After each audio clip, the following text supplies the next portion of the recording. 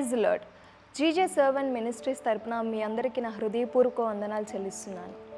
లాస్ట్లో మేము question and ఆన్సర్స్ది season 1 చేశాము. దానికి మంచి రెస్పాన్స్ పబ్లిక్ నుంచి మాకు వచ్చింది. తద్వారా మేము ఇప్పుడు క్వశ్చన్ అండ్ ఆన్సర్స్ యొక్క సెకండ్ సీజన్ స్టార్ట్ చేసి ఉన్నాము. లాస్ట్ టైం లాగే ఇప్పుడు కూడా మనతో పాటు వచ్చే ప్రశ్నలకు జవాబులు అందించడానికి జీజే సర్వెంట్ మినిస్ట్రీస్ యొక్క ఫౌండర్ అయిన డాక్టర్ ఫిలిప్ మదాసు గారు మనతో ఉన్నారు. సో ప్రైజ్ లార్డ్ పాస్టర్ గారు.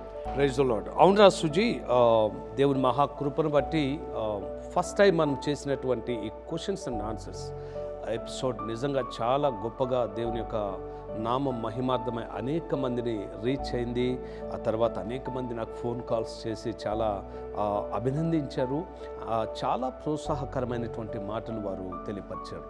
అవి అన్నీ విన్నప్పుడు నేను నిజంగా నాకు కూడా సెకండ్ సెషన్ ఎప్పుడు స్టార్ట్ అవుతుందా అనే ఆశతో నేను ఈరోజు వరకు ఎదురు చూశాను. మరొకసారి దేవుడు అద్భుతమైన అవకాశం అయితే మనకు అనుగ్రహించారు. సో ఈ సమయంలో ఖచ్చితంగా మన ప్రేక్షకులందరికీ కూడా జీసస్ సర్వెంట్స్ మినిస్ట్రీస్ పక్షంగా ప్రత్యేకమైనటువంటి శుభములు తెలియజేస్తున్నాము, కృతజ్ఞతలు తెలియజేస్తున్నాము. ఎందుకంటే మీ విలువైన సమయము, అదే రీతిగా చాలామంది మీలో కొంతమంది ఫోన్ల ద్వారా తర్వాత కామెంట్స్ ద్వారా మీ అభిప్రాయములు తెలియపరిచి మమ్మల్ని ఎంతగానో నిజంగా ప్రోత్సహించారు. కనుకనే విజయవంతంగా 2వ ఎపిసోడ్లోనికి వెళుతూ ఉన్నాం. మీ అందరికీ కూడా మా పక్షంగా హృదయపూర్వకమైనటువంటి కృతజ్ఞతలు. పాస్టర్ గారు, ఈ సెకండ్ సెషన్లో మనకు వచ్చిన ఫస్ట్ క్వశ్చన్ ఏంటంటే, how can I know God's will in my life? Is God leading me or is it just my thoughts? Okay, so ఆ ప్రశ్న యొక్క అర్థం మనం ఒకసారి గమనిద్దాము.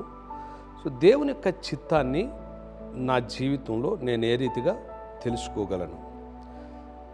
ఆ ప్రశ్నలో ఉన్న మరొక అంతరార్థం ఎవరైతే అడిగారో వారి యొక్క ఉద్దేశం ఏంటంటే, నేను నా స్వచిత్తము చేత నేను నడుచుకుంటున్నానా లేకపోతే దేవుని చేత నడిపించబడుతున్నానా అనే విషయము ఏ రీతిగా నేను తెలుసుకోగలను అనేటటువంటి భావంతో అడిగినట్లుగా నాకు అర్థమవుతుంది. మరొకసారి నేను ఈ మాటను ఖచ్చితంగా చెప్పాలి సుజీ. ఏంటంటే, దేవుడు ఎవరికి ఇచ్చే జ్ఞానము వారికి ఇస్తాడు. దేవుడు ప్రేరేపించిన కొలది మనము మొదటి ఎపిసోడ్లో దేవుడు నాకు ఇచ్చిన కొన్ని తలంపులు పంచుకోవటం జరిగింది. ఈసారి కూడా అదే రీతిగా నా యొక్క అభిప్రాయమును దేవుని యొక్క వాక్యమును జోడించి దేవుని యొక్క నామఘనత కొరకు దేవుడు నాకు ఇచ్చిన కొద్దిపాటి జ్ఞానముతో కొన్ని పంచుకోవాలని నేను ఆశపడుతూ ఉన్నాను. ఈ ప్రశ్నకు సమాధానం నేను చెప్పాలని కోరుకుంటూ ఉన్నాను.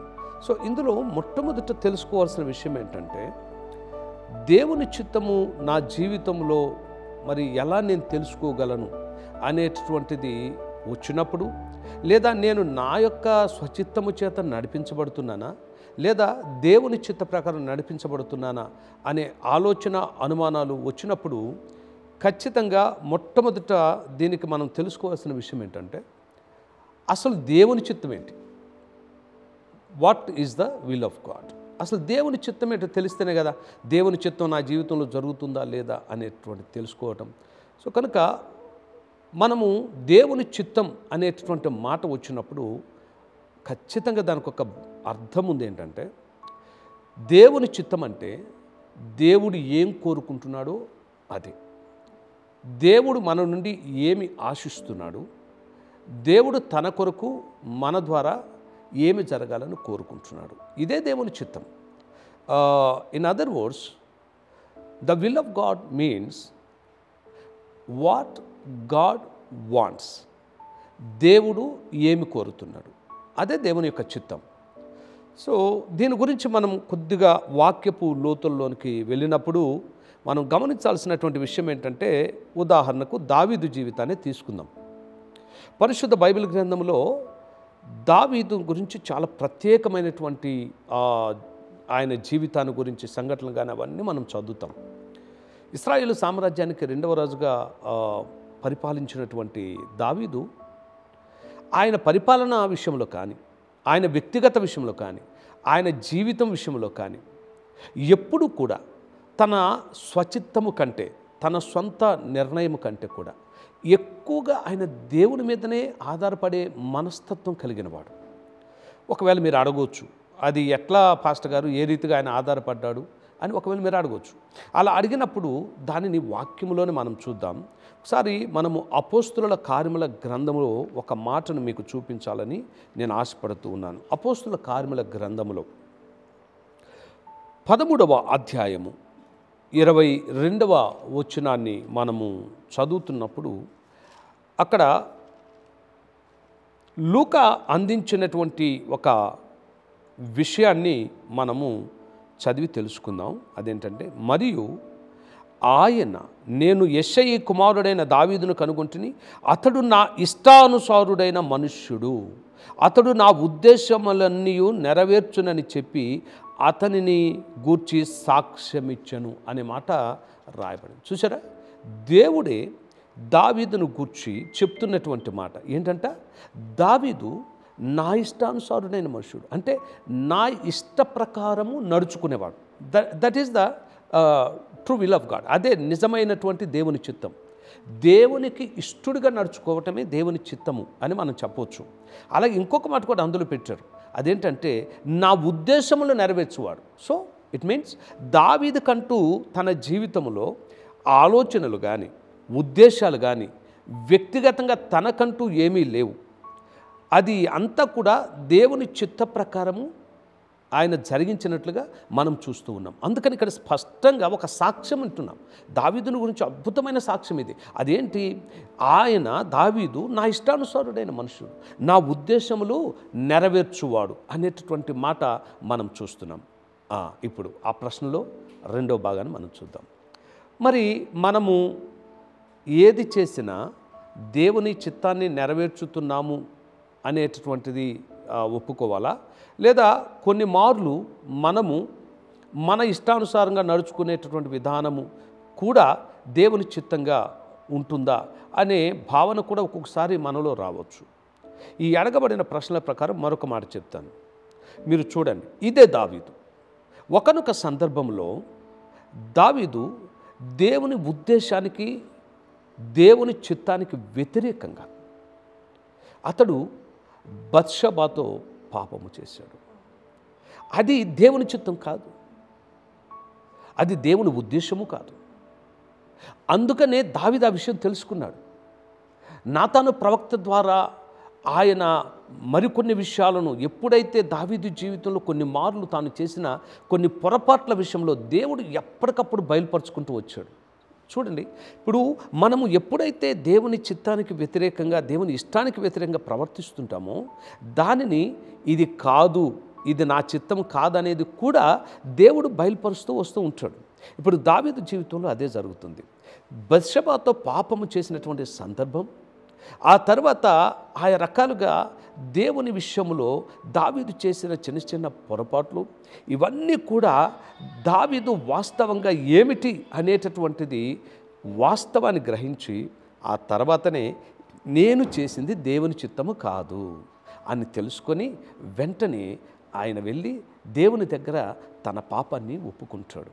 దానినే కీర్తనలు 51వ సంకీర్తనలో ఆ దావీదు దేవుని చిత్తమునకు వ్యతిరేకంగా ప్రవర్తించి పాపము చేయటం ద్వారా తన అంతరంగం కానీ తనలో ఉన్నటువంటి ఆ మనస్సాక్షి కానీ ఏ రీతిగా గద్దిస్తుంది, ఏ రీతిగా తను నలిగిపోయాడు అనే విషయాన్ని మనము ఆ కీర్తనలో గమనిస్తాం. సో దేవుని చిత్తము అనేటటువంటిది ఎప్పుడైతే మనము చేస్తామో అది ఖచ్చితంగా మన మనస్సాక్షి కూడా మనము కూడా ధైర్యంగా ఉండగలుగుతాం ఎప్పుడైనా. ఓకే, సో ఇప్పుడు దావీదు జీవితాన్ని చూస్తున్నప్పుడు దావీదు జీవితంలో మొదటి ప్రశ్న ఇప్పుడు మీరు ఏదైతే అడిగారో దాన్ని మనం చదువుతూ ఉన్నప్పుడు దావీదు దేవుని చిత్తానికి అనుకూలంగా ఉన్న పరిస్థితి ఉంది, దేవుని చిత్తానికి వ్యతిరేకంగా తన స్వచిత్తము మీద ఆధారపడి చేసిన పొరపాట్లు కూడా ఉన్నాయి. బట్ ఇక్కడ మనం గమనించాలి, దేవునికి ఇష్టడిగా జీవించినప్పుడు దేవుని చిత్తమును నెరవేర్చినప్పుడు దావీదును దేవుడు ఎప్పటికప్పుడు హెచ్చించుకుంటూ ఉన్నతమైన స్థితికి తీసుకొని వచ్చాడు. ఎప్పుడైతే దేవుని యొక్క చిత్తమునకు వ్యతిరేకంగా ప్రవర్తించాడో అది ఒకవేళ బెత్షెబా విషయం కావచ్చు, ఊరియా విషయం కావచ్చు, లేకపోతే ఆ తర్వాత మరి జనాంగాన్ని లెక్క పెట్టే విషయంలో జరిగిన విషయంలో కావచ్చు, ఇవన్నీ కూడా దేవుని చిత్తానికి వ్యతిరేకం. అది కనుకనే దావీదు గొప్ప విషయం ఏంటంటే దావీదు గురించి దేవుని చిత్తమునకు వ్యతిరేకంగా ప్రవర్తించినప్పుడు తాను దాన్ని గ్రహించి తన తప్పును ఒప్పుకొని మరలా దేవుని చిత్తానికి అనగా దేవునికి ఇష్టడుగా ఉండటానికి, దేవునికి ఇష్టానుసారంగా జీవించటానికి ఆయన ప్రయత్నం చేసినట్లుగా మనము బైబిల్లో చూస్తాం. ఇంకొక మాట చెప్తానే, ఎందుకంటే ఇది చాలా ప్రాముఖ్యం. ఈ మాట కూడా జోడిస్తే నిజంగా నేను అనుకుంటాను ఇక్కడ పరిపూర్ణత వస్తుంది అని నాకు అనిపిస్తుంది. సమూయేలు మొదటి గ్రంథం 30వ అధ్యాయాన్ని ఒక్కసారి మీ ఎదుట ఉంచాలని, ప్రేక్షకుల ఎదుట ఉంచాలని నేను ఆశపడుతూ ఉన్నాను. సమూయేలు మొదటి గ్రంథంలో సిగ్లకు అనేటటువంటి ప్రాంతంలో దావీదు ఫేస్ చేసిన కొన్ని పరిస్థితుల మధ్య మనం గమనిస్తున్నప్పుడు 30వ అధ్యాయం మీరు చదివితే ఒకానొక సందర్భంలో సిక్లగ్లో దావీదు పరివారం ఎవరైతే ఉన్నారో అక్కడ ఉంటున్న టైంలో దావీదు తనతో పాటు ఉన్నటువంటి పురుషులందరూ కలిసి ఫిలిస్తీన్లతో పాటు వారు యుద్ధానికి వెళ్ళాలి అన్న ఆలోచన కలిగి ఉంటారు. అయితే ఆ సందర్భంలో మొత్తానికైతే అది సరైన విధానం కాదు అని ఆ రాజు చెప్పిన తర్వాత అక్కడ సర్దారులు, ఫిలిస్తీన్ల సర్దారులు దావీదు రావటం ఎంతమాత్రం ఇష్టం లేనప్పుడు తిరిగి వీళ్ళు వచ్చేసి వీళ్ళ గుడారాల దగ్గరకు వస్తారు. సిక్లకు వచ్చేసరికి అమాలేకులు వచ్చేసేసి దావీదు ఎవరైతే ఆయనతో పాటు ఉన్నారో వారి యొక్క స్త్రీలను, పిల్లలను, ఆస్తిపాస్తులు అన్నిటిని కూడా పట్టుకొని తీసుకొని వెళ్ళిపోయారు శత్రువులు. అటువంటి సందర్భంలో దావీదు ప్రదర్శించినటువంటి ఒక ప్రత్యేకమైనటువంటి సందర్భం ఏదైతే ఆయన రెస్పాన్స్ ఎలా ఉందో మీ ఎదుట ఉంచాలని నేను కోరుతున్నాను. చూడండి 8వ వచనంలో అంటాడు, నేను ఈ దండును తరిమిన ఎడల దాన్ని కలుసుకుందునా అని యెహోవా యొద్ద దావీదు విచారణ చేయగా, యెహోవా తరుము, నిశ్చయముగా నీవు వారిని కలుసుకొని తప్పక నీ వారినందరినీ దక్కించుకుందువని సెలవిచ్చను. అర్థమవుతుందా? ఇక్కడ దావీదు ఏ రీతిగా దేవుని మీద ఆధారపడుతున్నాడు అంటే దాని అర్థం ఏంటి? దేవుని అడుగుతూ ఉన్నాడు. దేవుని చిత్తం ఏంటి తెలుసుకోవాలనే తాపత్రయం దావీదులో ఉంది. ఆ రోజున జరిగిన ఆ సంఘటనలో శత్రువులందరూ తమ పరివారాన్ని తీసుకొని వెళ్ళినప్పుడు వెంటనే దావీదు వేరే ఆలస్యం ఏం చేయలే, వెంటనే దేవుని వైపు చూస్తాడు. వెంటనే దేవుని మీద ఆధారపడుతున్న సందర్భాన్ని చూసినప్పుడు ఎందుకు ఆధారపడుతున్నాడు? ఇప్పుడు దావీదు తన ఇష్ట ప్రకారం నడుచుకోవాలని ఆలోచన చేయటంలే, దేవునికి ఏది ఇష్టమో దాని ప్రకారం జరిగించాలని కోరుకుంది. అదే దేవుని చిత్తాన్ని తన జీవితంలో కోరుకోవడం అనేది మనకి ఇక్కడ అర్థమవుతుంది. ఓకే, దీనికి ఇంకొక మాట కూడా ఒకవేళ మీరు నన్ను జోడించమని అడిగితే ఇంకొక మాట చెప్తాను. అదేమిటంటే మీరు దావీదు కుమారుడు సొలొమోను ఒక మాట అంటాడు. అదేమిటంటే సొలొమోను కూడా ఒకానొక సందర్భంలో దేవుని చిత్తానికి వ్యతిరేకంగా ప్రవర్తించాడు. అన్య స్త్రీలను పెళ్లి చేసుకోవటం, అన్య స్త్రీల సాంగత్యం, అది దేవుని చిత్తం కాదు. దేవుని చిత్తంలో సొలొమోను దావీదు తర్వాత ఇశ్రాయేలు యొక్క సామ్రాజ్యము కొనసాగింపబడటానికి దేవుడు ఎన్నుకున్నటువంటి వ్యక్తి సొలొమోను. బట్ సొలొమోను దేవుని చిత్తానికి అనుకూలంగా దేవుని ఆజ్ఞలను, విధులను పాటించినంత కాలం సొలొమోను బాగానే ఉన్నాడు. కానీ ఆ తర్వాత దేవుని చిత్తానికి వ్యతిరేకంగా అనగా దేవునికి ఇష్టము లేనటువంటి పనిని సొలొమోను చేయటం ద్వారా, అన్య స్త్రీలను మోహించి లేకపోతే వారిని పెళ్లి చేసుకోవటం ద్వారా సొలొమోను ఒక రకంగా వ్యభిచారం చేశాడు. ఏ వ్యభిచారం తెలుసా? ఆధ్యాత్మిక వ్యభిచారం. అనగా దేవునికి వ్యతిరేకంగా, దేవునికి ఇష్టం లేని పని చేసి ఒక రకంగా చెప్పాలంటే తన జీవితంలో ఒక భయంకరమైనటువంటి పాప పరాకాష్ఠకు చేరినట్లుగా మనం బైబిల్లో చూస్తాం. అదే వ్యక్తి ఒక మాట చెప్పాడు. అది ఎవరి చిత్తం అనేది సామెతల గ్రంథం 3వ అధ్యాయము 5 నుంచి 6 వచనాల వరకు చదివితే అక్కడ స్పష్టంగా చెప్పాడు. ఏమని చెప్పాడు తెలుసా? సొలొమోను, నీ స్వబుద్ధిని ఆధారము చేసుకొనక, గుర్తించారు ఇక్కడ చిత్తము, స్వబుద్ధి అంటే చిత్తము, అంటే నా జీవితంలో నా సొంత ఇష్ట ప్రకారం, చిత్త ప్రకారం నేను నడుచుకున్నాను. నా లైఫ్లో నాకున్నటువంటి తెలివితేటలను బట్టి, నాకున్నటువంటి గొప్ప జ్ఞానాన్ని బట్టి నేను కరెక్ట్గానే ఉన్నాను అని అనుకొని నేను చేశాను. కానీ మీరు చేయొద్దని చెప్పేందుకు ఆయన ఈ మాటలు పెట్టాడు. నీ స్వబుద్ధిని ఆధారము చేసుకొనక నీ పూర్ణ హృదయంతో యెహోవా యందు నమ్మకముంచుము, నీ ప్రవర్తన అంతటి యందు ఆయన అధికారమునకు ఒప్పుకొనుము అని ఆ మాట వాడాడు. ఆయన అధికారమునకు ఒప్పుకొనుము అంటే అర్థమైతే ఆయన చిత్తమునకు ఒప్పుకొనుము, ఆయనకు ఇష్టమైన దానికి ఒప్పుకొనుము, ఆయనకి ఏది ఇష్టమో దానిని చేయమని చెప్పే క్రమములో ఈ మాటను వాడినట్లుగా చూస్తున్నాం. ఎందుకో తెలుసా? తాను తన స్వబుద్ధిని ఆధారం చేసుకొని, తన స్వచిత్తమును ఆధారం చేసుకొని పడిపోయాడు. అలా మీరు చేయకూడదు అనేది జ్ఞానముతో శ్రోతలకు, ప్రేక్షకులకు, ఆనాటి ఇశ్రాయేలుకు చెప్పడానికి, ఈనాటి ప్రతి ఒక్కరికి తెలియపరచడానికి ఆ పదాన్ని వాడారు. కనుక దేవుని చిత్తము అంటే దేవునికి ఇష్టంగా నడుచుకోవటం. దేవుని చిత్తం నా జీవితంలో ఎలా తెలుస్తుందంటే పరిశుద్ధ బైబిల్ గ్రంథం ఏం చేయాలి, ఏం చేయకూడదో చెప్తుంది. ఓకే, దేవుని యొక్క వాక్యములో అవునంటే అవును, కాదంటే కాదు, చేయాలంటే చేయాలి, చేయకూడదంటే చేయకూడదు. That is God's will. Thank you pastor garu. చాలా వివరంగా, చాలా ప్రతి ఒక్క ఎగ్జాంపుల్తో చాలా వివరణ ఇచ్చారు. దేవుని చిత్తం మనం ఎలా కనుగొనాలి, ఎలా చేయాలి అనేదానికి మంచి వివరణ ఇచ్చినందుకు మీకు నిజంగా కృతజ్ఞతలండి. పాస్టర్ గారు, మనకి ప్రేక్షకుల నుంచి మరో ఆసక్తికరమైన క్వశ్చన్ వచ్చింది. So why pray if God is all knowing? Praise the lord. Suji, ఇది నిజంగా చాలా ఆసక్తికరమైన ప్రశ్న. చాలామంది మదిలో ఉన్నటువంటి ప్రశ్న కూడా ఇది. సో అంటే దేవునికి అంతా తెలిసినప్పుడు మనం ఎందుకు దేవునికి ప్రార్థన చేయాలి? ఇది మనం పరిశుద్ధ బైబిల్ గ్రంథంలో ప్రార్థన యొక్క ప్రాముఖ్యతను గుర్తెరగాలి. మొట్టమొదట మనకి యేసుప్రభువు చెప్పిన మాట ఇప్పుడు మనం జ్ఞాపకం చేసుకోవాలి. మత్తయి సువార్త ఒకవేళ మనం చూడగలిగితే మత్తయి సువార్త 6వ అధ్యాయంలో దీనికి సంబంధించి యేసుప్రభువు వారు కొండ మీద చెప్పినటువంటి ప్రసంగంలోనే ఆయన తన శిష్యులకు, అక్కడ ఉన్నటువంటి ప్రేక్షకులకు తెలియపరిచినటువంటి ఒక మాట మీకు చదివినిపిస్తాను. మత్తయి సువార్త 6వ అధ్యాయం 8వ వచనంలో చూడండి. మీరు మీ తండ్రిని అడగక మునుపే మీకు అక్కరగా నున్నవేవో ఆయనకు తెలియను. చూడండి, మత్తయి సువార్తలో 5, 6, 7 ఈ 3 అధ్యాయాల్లో కూడా యేసు ప్రభువారు సుదీర్ఘమైన ప్రసంగం చేశారు. దానిని ఈ 3 అధ్యాయాలు మనం చూస్తాం. అయితే ఈ 3 అధ్యాయాల్లో కొండ మీద చెప్పిన ప్రసంగంలో 40 ప్రధానమైన అంశాలు ఉన్నాయి. ఆ అంశాల్లో ఒకటి ఏంటంటే ప్రార్థన. ఈ ప్రార్థన అనే అంశం వచ్చినప్పుడు యేసు ప్రభువారు ప్రార్థన అంటే ఏంటో చెప్తున్నారు, ప్రార్థన ఎలా చేయాలో చెప్తున్నారు, ప్రార్థన ఏం చేయకూడదో కూడా చెప్తున్నారు. సో అసలు మొట్టమొదట ప్రార్థన అనేటటువంటిది అనే దాని భావం గమనిస్తే మనము దేవునితో సంభాషణ చేస్తూ ఉన్నాం. దేవుని యొక్క నామములో మనము దేవునితో ఒక సంబంధాన్ని కలిగి ఉండటానికి ప్రార్థన అనేది ఒక ఛానల్గా ఉంటూ ఉంది. సో ఇప్పుడు ప్రార్థన అనేటువంటిది చేయకుండా దేవునికి అన్నీ తెలిసినప్పుడు మనం ప్రార్థించకుండానే పొందుకోవచ్చు కదా, దేవుడే అన్నీ ఇచ్చేయొచ్చుగా అనే ఆలోచన రావచ్చు.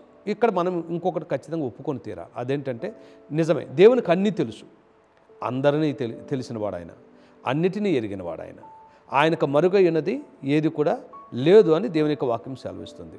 ఒక చిన్న ఎగ్జాంపుల్ మీకు వివరిస్తాను. యోహాను సువార్త 2వ అధ్యాయానికి ఒక్కసారి మనం వెళ్దాము. యోహాను సువార్త 2వ అధ్యాయంలో మనం చదువుతున్నప్పుడు దీనికి సంబంధించినటువంటి ఒక ప్రధానమైనటువంటి వాక్య భాగము మనకు కనిపిస్తుంది. 2వ అధ్యాయము ఆఖరి వచనాలు చూడండి, 24వ వచనము, 25వ వచనము. అందులో ఏమని రాయబడింది? అయితే యేసు అందరినీ ఎరిగినవాడు కనుక ఆయన తన్ను వారి వశము చేసుకొనలేదు. ఆయన మనుషుని ఆంతర్యమును ఎరిగినవాడు గనుక ఎవడును మనుషుని గురించి ఆయనకు సాక్ష్యమేయనక్కర్లేదు. అంటే మనుషుల గురించి చెప్పాల్సిన అవసరం లేదు, మనుషుల యొక్క అంతరం గురించి చెప్పాల్సిన అవసరం లేదు, మనుషుల యొక్క మనస్తత్వాల గురించి చెప్పాల్సిన అవసరం లేదు, మనిషి గురించి వేరొక మనిషి గురించి చెప్పాల్సిన అవసరం లేదు. ఎందుకు? ఆయనకు అందరి గురించి తెలుసు, అన్నిటి గురించి తెలుసు, అందరి మనసులు తెలుసు, అందరి అంతరంగాలు తెలుసు. అలాగే మనం ఏం అడుగుతాం కూడా ఆయనకు తెలుసు. కానీ దేవుని ఉద్దేశం ప్రధానంగా యేసుప్రభు వారి యొక్క ఉద్దేశం ఏంటంటే, మరి ఆ లెక్కన మనం యేసుప్రభు వారి మాటకు విలువనిస్తే ఆయన చెప్పిన మాటని ఒకటి జ్ఞాపకం చేసుకోవాలి. మరి యేసుప్రభు వారు తరచుగా ఎందుకు ప్రార్థించడానికి వెళ్ళారు? ఆయన ప్రార్థన అనేది ఒక ప్రక్రియ. ఆధ్యాత్మిక జీవితంలో ప్రార్థన అనేది ప్రక్రియ.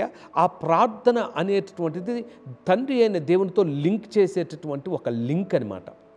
సో ఇది చాలా ప్రాముఖ్యమైనది ఆధ్యాత్మిక జీవితంలో. సో అందుకని యేసుప్రభు తరచుగా ప్రార్థన చేయటం అనేది మనం చూస్తాం. అంత మాత్రమే కాదు, యేసుప్రభు ఈ లోకంలో ఉన్నప్పుడు తరచుగా ఆయన ప్రార్థన గురించి మాట్లాడినప్పుడు 3 ప్రధానమైన విషయాలు చెప్పారు. అదేమిటంటే, ఒకటి ఎల్లప్పుడూ ప్రార్థన చేయుడి అన్నాడు. రెండోది మెలకువగా ఉండి ప్రార్థన చేయుడి అన్నాడు. ఇకపోతే లూకా సువార్త మీరు 18వ అధ్యాయానికి వెళ్తే ఆయన ప్రారంభ వచనంలోనే అన్నాడు, విసుకక నిత్యము ప్రార్థించుచుండవలెనని వారితో ఈ ఉపమానము చెప్పాను. అంటే యేసును వెంబడించే శిష్యులు ప్రార్థన ఆపకుండా, ప్రార్థన అనేది ఎప్పుడు చేసే ఒక ప్రక్రియగా వారు నేర్చుకొని ఉండాలనే ఉద్దేశంతోనే వారు విసుకక నిత్యము ప్రార్థించాలని వారికి ఒక ఉపమానమే చెప్పారు ఆయన. అయితే ఆ ఉపమానములో ఎలా ప్రార్థించాలి, ఏం ప్రార్థించాలో చెప్పారు. సో ప్రార్థించటం మన బాధ్యత. ఇది తండ్రితో సంభాషణ, తండ్రితో సంబంధాన్ని అది ఎప్పుడు కూడా సజీవంగా ఉంచేటటువంటి ఒక ఆధ్యాత్మిక ప్రక్రియ. అట్ ద సేమ్ టైం దేవునికి అన్నీ తెలుసు కదా. అవును, కరెక్టే, దేవునికి అన్నీ తెలుసు. ఇప్పుడు అన్నీ తెలిసిన దేవుడు మనకు బైబిల్లో మనం చూస్తే ఆయన అడిగినవి ఇచ్చాడు, అడగనివి ఇచ్చాడు. చాలామంది భక్తుల జీవితాలు మనం గమనిస్తున్నప్పుడు మీరు అబ్రహాం దగ్గర నుంచి రండి, దావీదు దగ్గర నుంచి రండి. దేవుని యొక్క కృప ఏంటంటే ఆయన పరిస్థితిని బట్టి మనము ప్రార్థన చేసినా ఇవ్వగలిగిన వాడు, పరిస్థితిని బట్టి ఆయన ప్రార్థన చేయకపోయినా ఇవ్వగలిగినటువంటి వాడు. ఉదాహరణకు అనుకుందాం, ఇప్పుడు మోరియా పర్వతం మీద అబ్రహాము ఇస్సాకును బలిచ్చే సందర్భంలో మీరు బాగా గమనించండి. అక్కడ ఇస్సాకును బలిచ్చే సందర్భంలో ఇస్సాకు స్థానంలో ఆల్రెడీ అక్కడ ఇస్సాకును బలి ఇవ్వకుండా ఆపివేసి ఆ స్థానంలో ఒక గొర్రె పిల్లను సిద్ధపరిచారు. అబ్రహాం అడగలే. అబ్రహాం మనస్తత్వము, అబ్రహాం భక్తి, అబ్రహాంకున్న విశ్వాసము, అబ్రహాంకున్న నమ్మకము, అబ్రహాం ఏ రీతిగా దేవునికి విధేయుడయ్యాడో వీటన్నిటిని బట్టి అబ్రహాముకు ఆ సమయంలో అది కావాలి అన్న ఉద్దేశంతో దేవుడు ముందుగానే అక్కడ దాన్ని సిద్ధపరిచాడు. అబ్రహాం అడగకుండానే అబ్రహాముకి ఏది కావాలో, బలికి ఏది కావాలో దేవుడు అక్కడ సిద్ధపరిచాడు. ఇది ఒక చిన్న ఎగ్జాంపుల్ మాత్రమే చెప్తున్నాను నేను.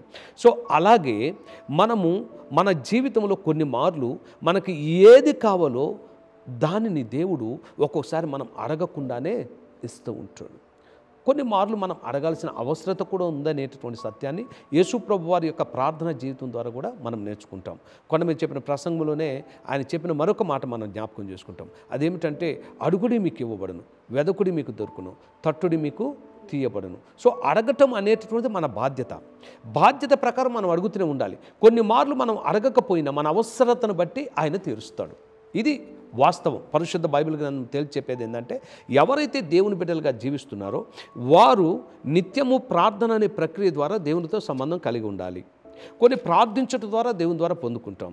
అయితే దేవునితో మనం సంబంధం కలిగి ఉండేటప్పుడు కొన్ని మార్లు మనం మర్చిపోయినా, మనం ప్రార్థించకపోయినా దానిని దేవుడే అనుగ్రహిస్తాడు. సో ఇది మన దేవునికున్న గొప్పతనం. ఈ సత్యాన్ని మనం గుర్తెరగాలి. కనుక ప్రార్థన అనేటటువంటిది క్రైస్తవ జీవితానికి ఒక ఆయువు పట్టు లాంటిది. ప్రార్థన ఆపకూడదు. అట్ ద సేమ్ టైం దేవుడు మనం ప్రార్థించకపోయిన కొన్ని మార్లు మన పరిస్థితిని బట్టి, మన అవసరతను బట్టి దేవుడు వెంటనే అప్పటికప్పుడు దేనినైనా సృజించగలిగిన వాడు, దేనినైనా ఇవ్వగలిగినటువంటి వాడు. మీరు చూడండి, ఇశ్రాయేలీయులు ఐగుప్తు నుంచి బయటకు వచ్చి అరణ్య మార్గంలో వెళ్తున్నప్పుడు ఎప్పటికప్పుడు వారికి ఏది కావాలో వాళ్ళు వచ్చి మోషేని అడిగితే మోషే వెంటనే దేవుని దగ్గర మొరపెట్టేవాడు. దేవుడు ఇప్పుడు వారికి ఏది కావాలో దాన్ని సమకూరుస్తూ వచ్చేవారు.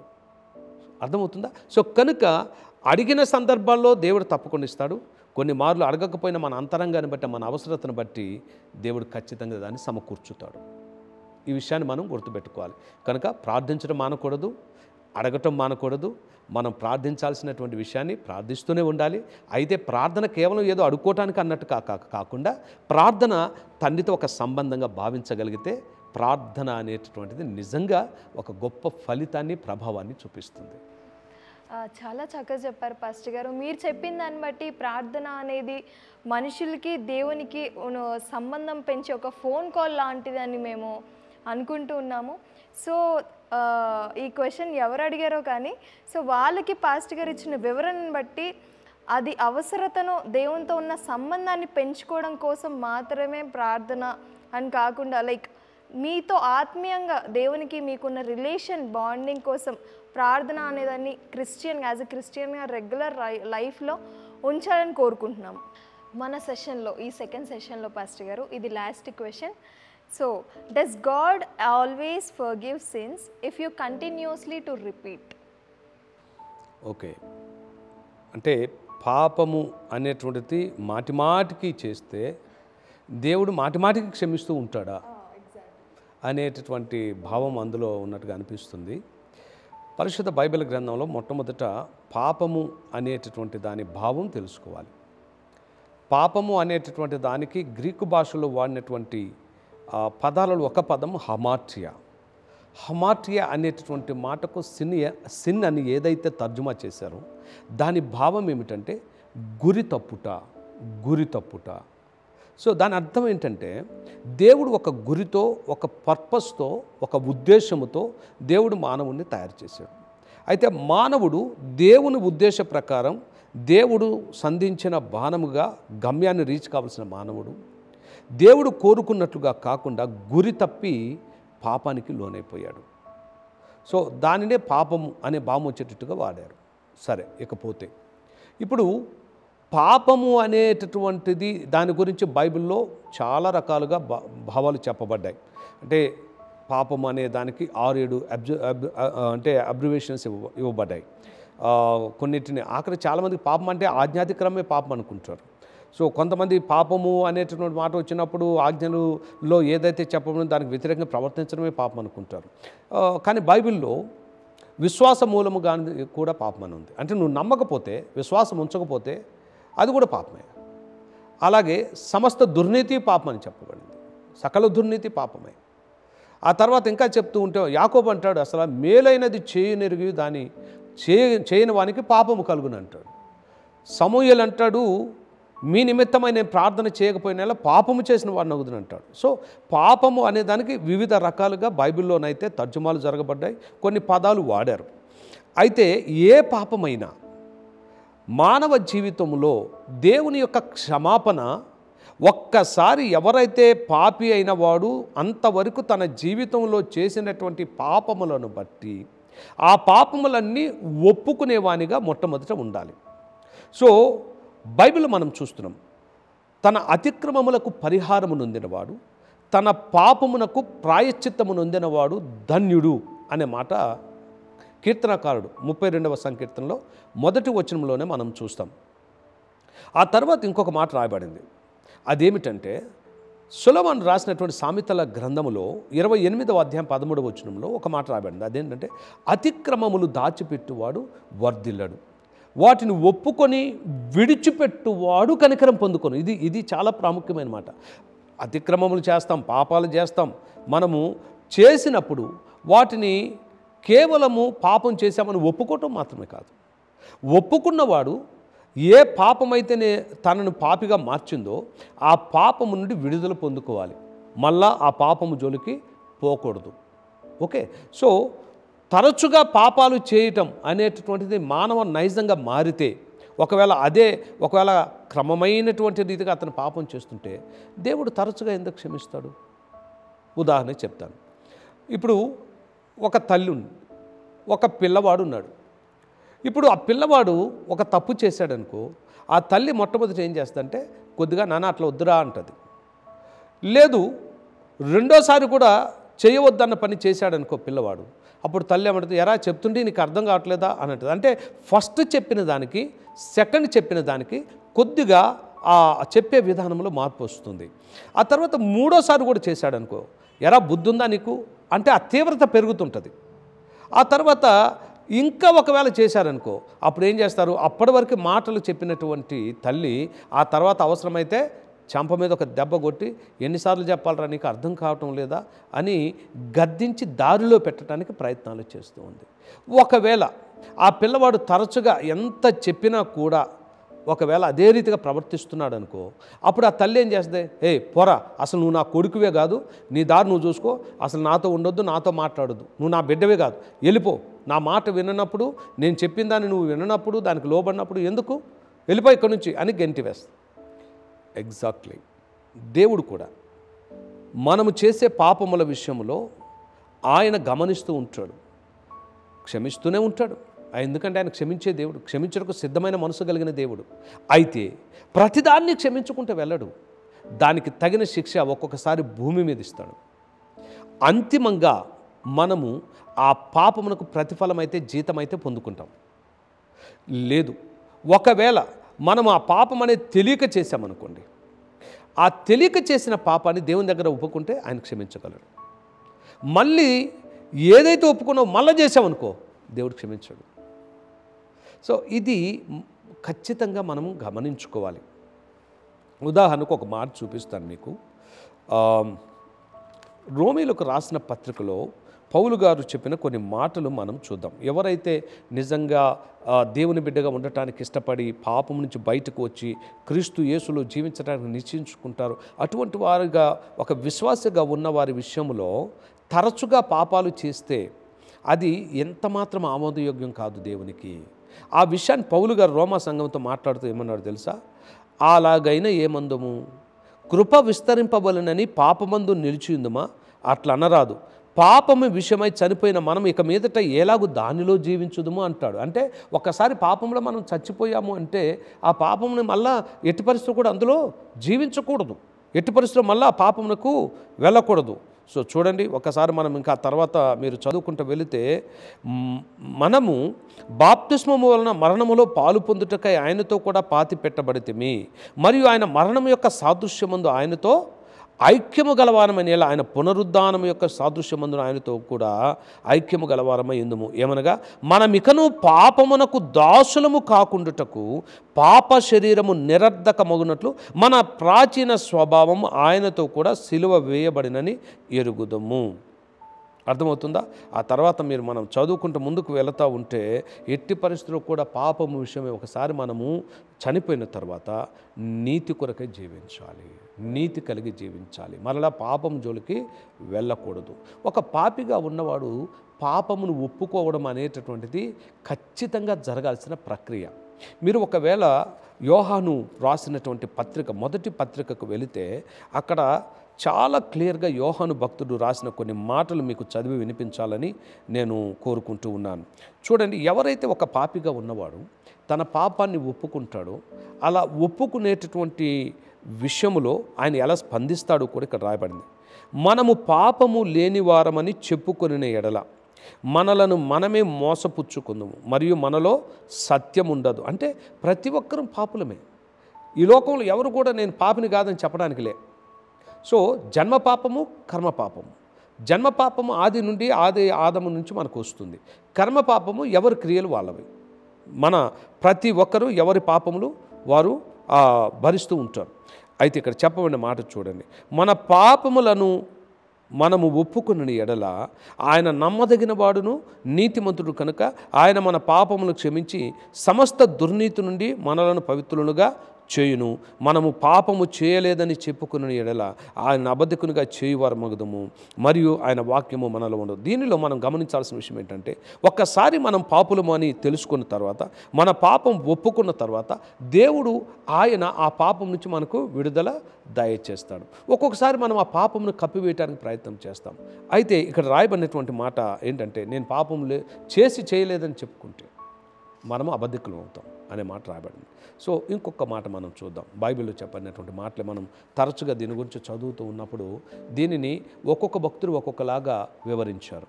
పౌలు ఏమన్నాడంటే, ఒక్కసారి నీవు దేవుని యొక్క నామములో నీవు నూతన స్వభావాన్ని పొందుకున్న తర్వాత, నీ పాత స్వభావాన్ని విడిచిపెట్టిన తర్వాత, నూతన స్వభావాన్ని పొందుకున్న తర్వాత మళ్ళా పాత స్వభావానికి వెళ్ళకూడదు అంటాడు.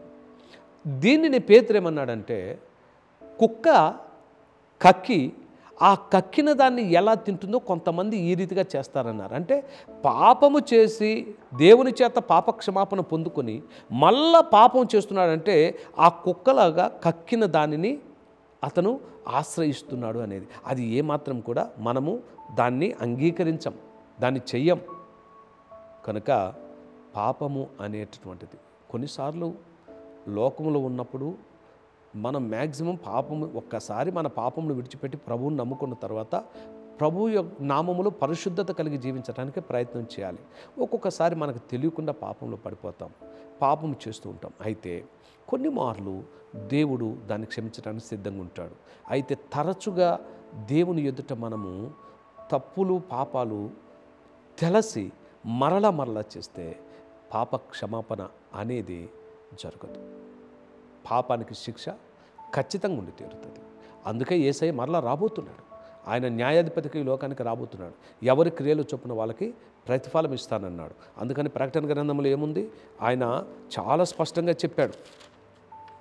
ఆయన వచ్చేటటువంటి సందర్భంలో ఆఖరి అధ్యాయం మీరు చదివితే మీరు ప్రకటన గ్రంథములో యోహానుకు తెలియచేసినటువంటి జరగబోయే సంగతుల గురించి మాట్లాడుతున్నప్పుడు ఏమంటాడు 11వ వచనంలో ఆఖరి అధ్యాయం 22వ అధ్యాయంలో అన్యాయము చేయవాడు ఇంకను అన్యాయమే చేయనేము, అపవిత్రుడైన వాడు ఇంకను అపవిత్రుడుగానే ఉండనేము, నీతిమంతుడు ఇంకను నీతిమంతుడుగానే ఉండనేము, పరిశుద్ధుడు ఇంకను పరిశుద్ధుడుగానే ఉండనేము. ఇదిగో త్వరగా వచ్చుచున్నాను, వాని క్రియ చొప్పున ప్రతి వానికి ఇచ్చుటకు నేను సిద్ధపరిచిన జీతము నా యొద్ద ఉన్నది అని ఆయన చెప్పాడు. అంటే అర్థమవుతుందా? సో పాపము అనేటటువంటిది ఖచ్చితంగా శిక్షను తీసుకొస్తుంది. యేసయ్య రాబోతూ ఉన్నాడు. మనము ఇప్పటికైనా ఎవరైనా ఒకవేళ నిజంగా పాపి అయిన వాడు పరిశుద్ధిగా మార్చబడాలనే ఆలోచన కలిగి ఉంటే ఇదే సమయం. పాపాన్ని ఒప్పుకోవాలి. ఇక ఎన్నడూ కూడా ఒప్పుకున్నటువంటి పాపం వైపు వెళ్ళకూడదు. పరిశుద్ధిగా జీవించేందుకు ప్రయత్నం చేయాలి. లేదు ఒకవేళ నేను పాపిగా ఉంటాను, పరిశుద్ధిగా ఉన్నట్టు నేను నటిస్తానంటే ఒక డే వస్తుంది. యేసు ప్రభువు వారు రాబోతున్నారు. మరలా ఆయన ప్రతివాని క్రియల చొప్పున ఆయన ఇవ్వబోయే జీతాన్ని చేతపుచ్చుకుని వస్తున్నాడు. అంటే జీతం అంటే ఏంటి? ఫలము, పాప ఫలము, నీతి ఫలము ఏదైతే ఉంటుందో దాన్ని ఇవ్వటానికి ఆయన తిరిగి వస్తూ ఉన్నాడు. కనుక మాటికి తెలిసి పాపం చేస్తే దేవుడు ఎట్టి పరిస్థితులు కూడా దాన్ని ఒప్పుకోడు. థ్యాంక్ యూ పాస్టర్ గారు.